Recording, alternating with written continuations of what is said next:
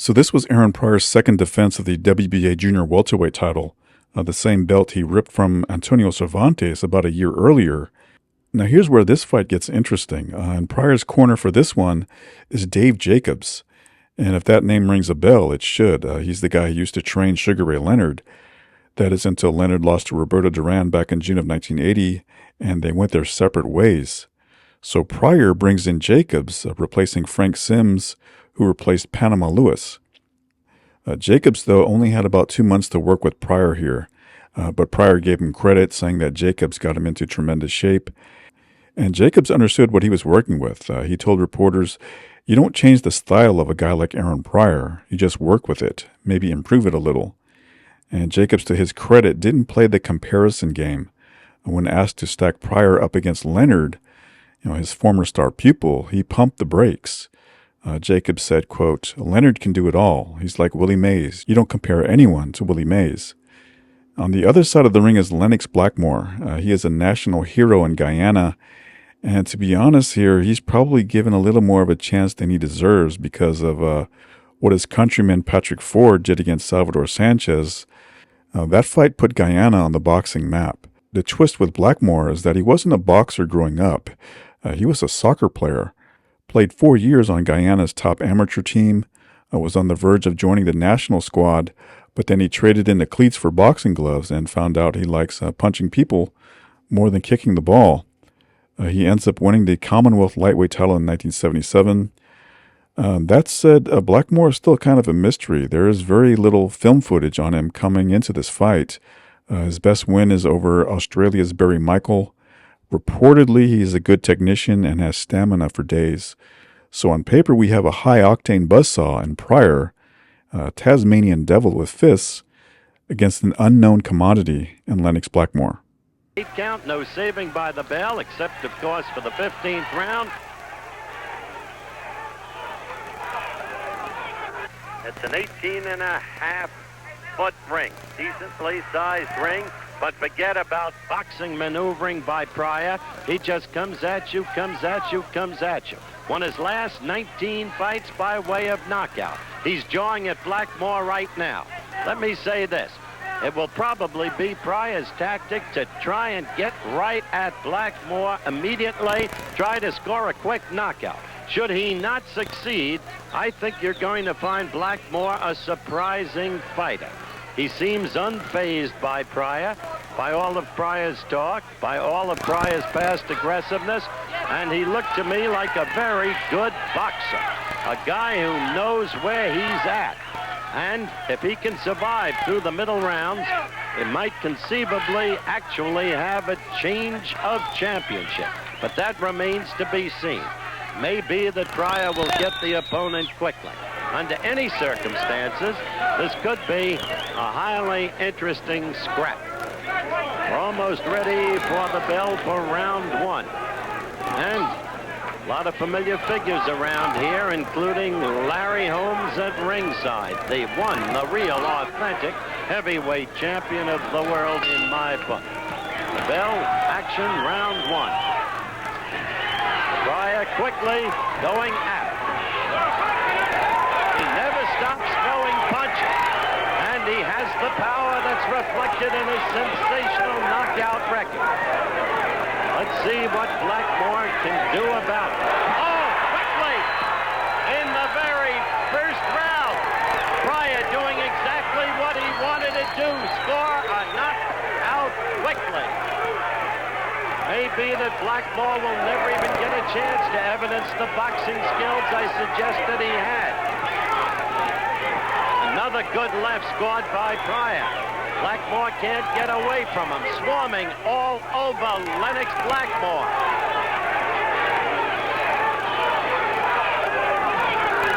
Doesn't stop, does it? And they land more often than not. Blackmore is wobbly right now. Pryor is looking for a first-round kill.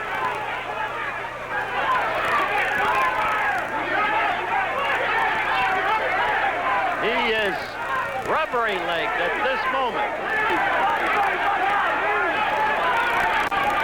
Now Blackmore is trying to get in some boxing basics. Fought off the opponent. punching by Patrick Ford, whom you boxing fans have seen. These guys from Guyana, he's ready to go again. That left really caught him. And Blackmore was ready to go. Corner was making this the game for the second time. Blackmore is down. 2 knockdowns in the first round. 1 more knockdown. And the 3 knockdown rule is in effect. Mills Lane checking the fighter's eyes, checking his responses, decides he's all right.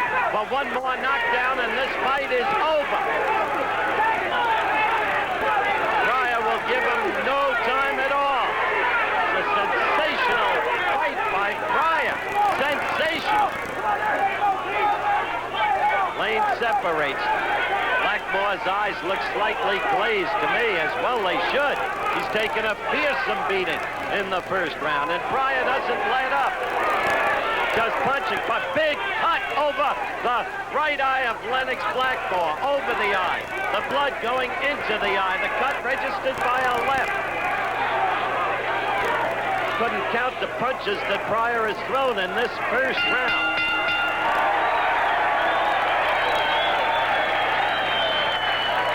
We're staying at ringside after that round.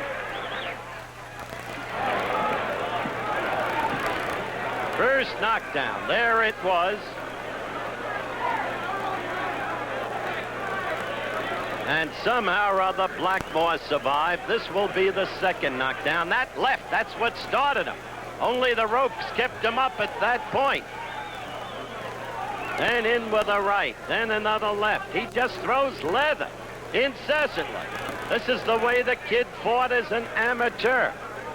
Grew up in Cincinnati, Aaron Pryor did. Really a Cincinnati kid, but since taking on Davy Jacobs as his trainer, he lives in Sugar Ray Leonard country, Palmer Park. Right eye, at least for now. No sign of blood, and the bell for round 2. An active first round for Mills Lane, a super active first round for Pryor, who comes out throwing the same leather.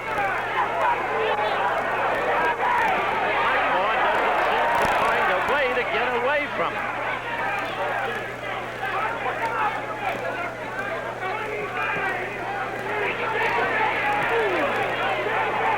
Blackmore doesn't look too steady. You can see that for yourselves. There, a left and a right in combination, and Blackmore is ready to go down again. There it is, a left. And maybe this time it's over. The timekeeper standing up. Blackmore right above us. And he doesn't know where he's at. Lane checking him again. He got up in time, and the fight goes on. Now we have 3 knockdowns. That's it. He's got to stop. Mills Lane did the right thing.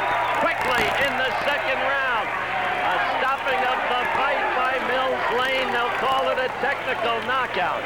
But I'll tell you, a savage performance by Aaron Pryor. This kid is a coming fighter. He talks about Leonard, he talks about Hearns.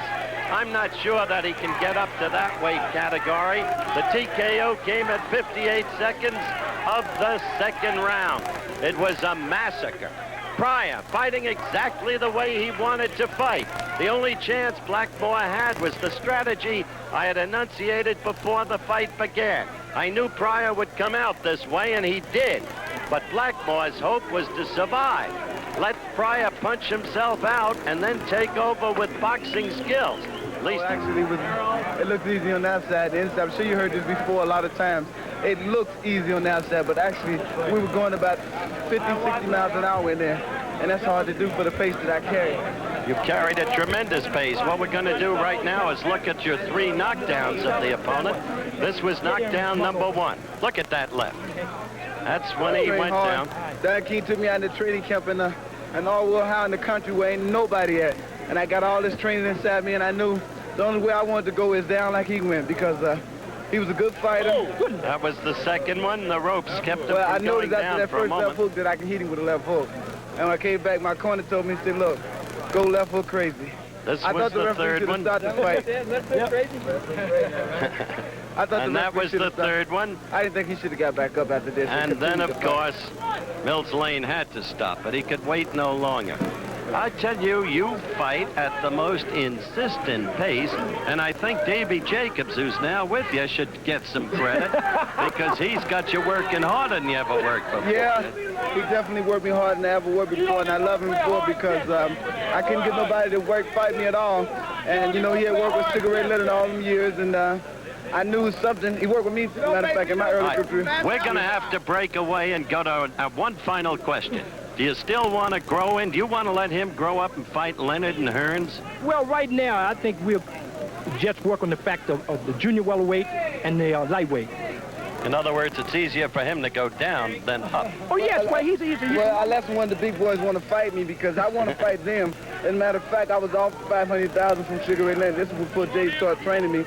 And I thought that wasn't enough for me to be a champion and he get $4 million. So I turned it down. And I was supposed to fight Duran this October coming, and the fight never came through. So I want to fight the big boys, but I'm still ranked in Ring Magazine as number 4 as a lightweight, and I'm the junior welterweight champion.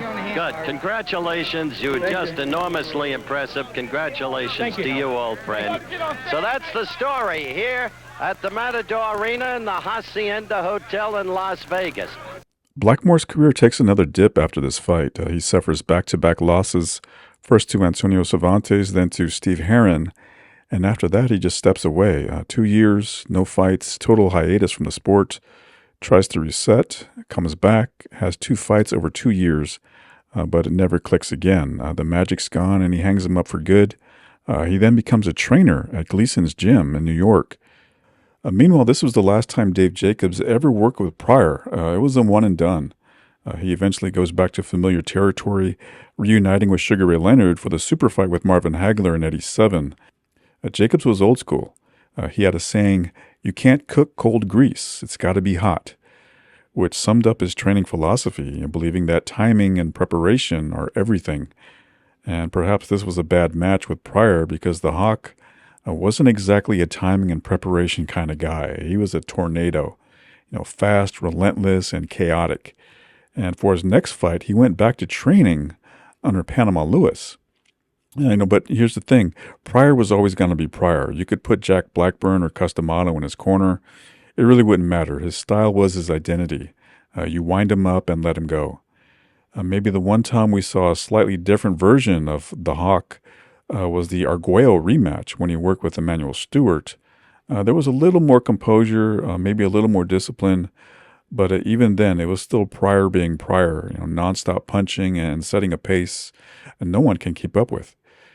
So if you want to learn more about his career, I'll leave a link in the description box below if you haven't seen that video already.